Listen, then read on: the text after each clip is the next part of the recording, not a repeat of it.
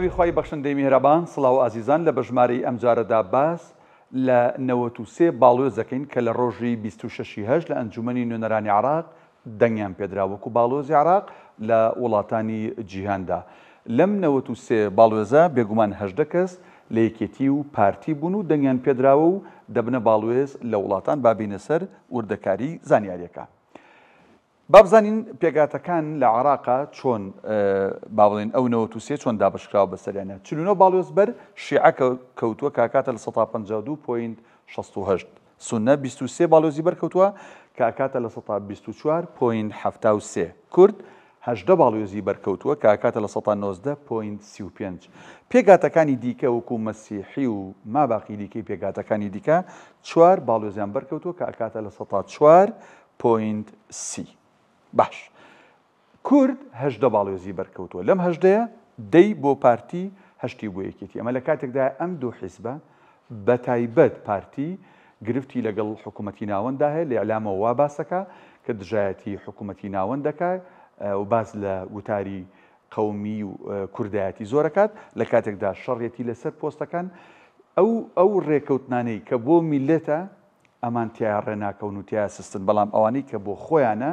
و ئەو ڕێکەوتنانەی پۆستن بۆ خۆیان بۆ حیزبەکان بە ئاسانی ڕێەکەون لەسەری موچە بنمونە ڕێ ناکەون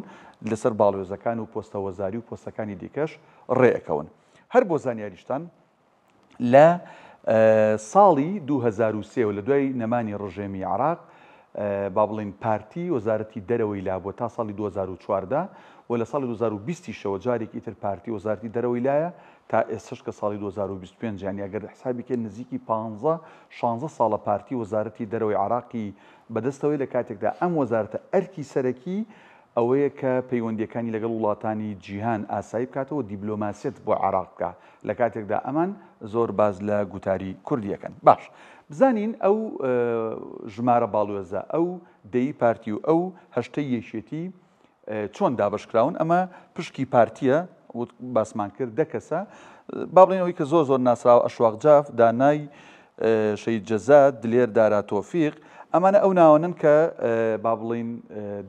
بوونەتە باڵۆز و لە ئەنجومەنی نوێنەرانی عراق دەنگیان پێدراوە. ئەی پشکی یەکێتی وتمان 8 کەسە جوانی حسان دانای سعید سۆفی ئەوەی کە زۆر با بڵین ناسراون ئەمە ئەم هەشتش ئەمانیش بە هەمان شێوە بوونەتە باڵۆز. وە گوتمان پێشتر هۆشیار زێباری لە پشکی پارتی لە 2003 تا 2014 وەزیری دەرەوەی عراق بووە لە 2020 بۆ 2025 فواد حسین دیسانەوە وەزیری دەرەوەی عراقە کە ئەم وەزارەتە گرنگی لەوەدایە کاری دیبلۆماسیەکە پەیوەندیەکانی عراق ئاسایی کاتەوە لەگەڵ وڵاتان و لۆبیە کات بۆی کە عراق بە باشترین و جوانترین شێواز پیشان بدرێت پارتی نزیکی 15 ساڵە ئەم ئیشە بۆ عراقەکات. باش دیاریکردنی باڵۆزەکان لەسەر چ بنەمایە بووە لەسەر دابشکاری بنەماڵەیی بووە بۆ نمونە محمود مەشەدانی کە لە پشکی سونەیە کوڕەکەی خۆی لەم 93 باڵۆزەیە هەیە بۆ نمونە برایەکی هادی عامری لەم پشکانە هەیە کە هیچ شیعەیە بوونە کەسە نزیکەکانی ڕەوتی حیکمە سەرۆکی ڕەوتی حیکمە لەم با بڵین باڵۆزانەیە کە ئەمە دابشکاری بنەماڵەیین بە شێوازێکی گشتی دابشکاری حیزبی ئەوەی کەوتمان بۆ نمونەوەی کە لە هەرێمی کوردستان بە حساب بەر کورد کەوتووە تەنها یەکێتی و پارتی بۆ ئەندام و کادری دڵسۆزی خۆیانیان داناوە پەیوەندی بە هیچ کەسێکی تەکنۆکرات و بێلایەن و خەڵکی شیاویان نەخسۆتە ئەو شوێنەکە ئەگەر حیزبی نەبوو بێت و نەبوونی کەسانی بێلایەن لەم 93 هەر هەمویان لەسەر ئەساسی تایفی دانراوە یان لەسەر ئەساسی حیزبی یان لەسەر ئەساسی کەسی و بنەماڵەیی دانراوە. ئەمەی لە بەژمارەی ئەمجاردا باسمان کرد بریتی بوون لەو 93 باڵۆزەی کە